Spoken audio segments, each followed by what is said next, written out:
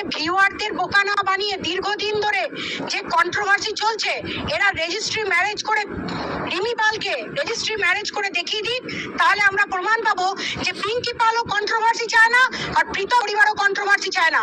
Otherwise এই দুটো পরিবার দীর্ঘদিন ধরে সমাজে এইরকমই ছড়াতে থাকবে। এদের জন্য জনগণকে বলবো, জাগো গ্রাহক জাগো, এদের দেখতে থাকবেন একের পর এক দীর্ঘদিন ধরে কন্ট্রোভার্সি আনবে। এবং নিজেরা কে কার ভিডিও দেখে বুঝতেই পারছেন, সব ভিডিও টু ভিডিও বুঝতেই পারছেন কে কার ভিডিও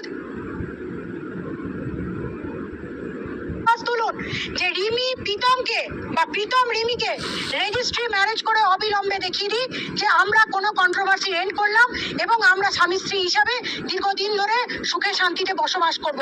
কোনো কন্ট্রোভার্সি না পিঙ্কি পাল দেবে না প্রীতম দেবনাথ দেবে। আমরা কোনো পরিবারের কাছ থেকে কোনো কন্ট্রোভার্সি চাইবো না এবং আগেও কোনো কথা হবে না। প্রীতম দেবনাথ সোশ্যাল মিডিয়ায় এসে জানিয়ে দিই সে কবে রেজিস্ট্রি ম্যারেজ করবে রিমি পালকে।